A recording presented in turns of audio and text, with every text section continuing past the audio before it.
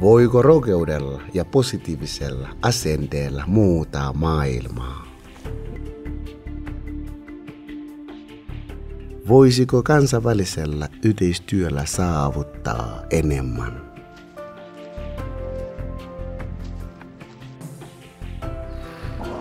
Voiko tinkimättömällä työllä luoda uuden kahvimerkkiin?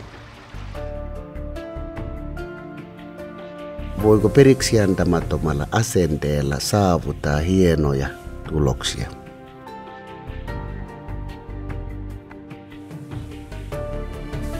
Oletko valmis laitamaan kaiken peliin haaveittesi toteuttamiseksi?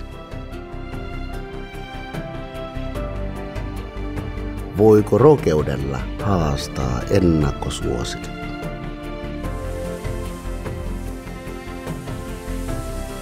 Voiko maailman parhaasta kahvilaadusta tulla koko Suomen kanssa kahvi?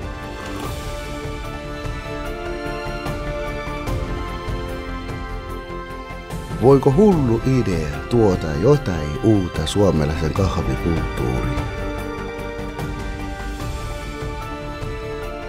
Sinä tiedät kyllä vastauksen.